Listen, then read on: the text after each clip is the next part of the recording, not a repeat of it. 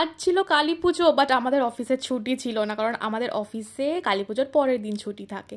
তো আমি তো চলে গেছিলাম অফিস, আর অফিসের সামনেই একটা অসাধারণ প্যান্ডেল হয়েছে, বিশাল বড় সুন্দর ঠাকুর। তো ওটাই একটুখানি ঘুরতে গেছিলাম। দেখো মায়ের প্রতিমা কি অসাধারণ।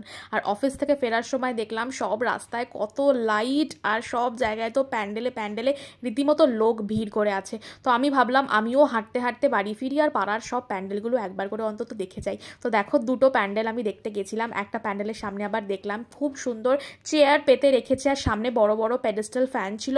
তো আমি ভাবলাম ওখানেই একটুখানি বসি আর হাওয়া খাই, কারণ মাঝে মাঝে না এইসব উল্টোপাল্টা কাজ করতে আমার বেশ ভালো লাগে। মানে একা একা এই জিনিসগুলো করার মজা আলাদা, আর সেটা আমি অফ লেট বুঝতে পারছি। রাত্রিবেলা বাড়ি ফেরার সময় ভাবলাম একটুখানি মাটন বিরিয়ানি নিয়ে যাই, অনেক দিন খাওয়া হয় না। আর বাড়ি এসে তো প্রদীপ জ্বালাতেই হতো, কারণ আজকে কালী পুজো বলে কথা। তো দেখো আমি বসেছি এখানে সব প্রদীপ নিয়ে, আর সুন্দর করে রঙ্গোলি প্রত্যেক বছর আমি সাজাই। এবার আর অতটা পারিনি, কারণ অফিস থেকে ফিরে এমনিই টায়ার্ড লাগছিল। তো দেখো ফুল দিয়ে যেটুকু ডেকোরেশন করার ওটাই করেছি। তোমরা জানিও কিন্তু কেমন লাগছে দেখতে।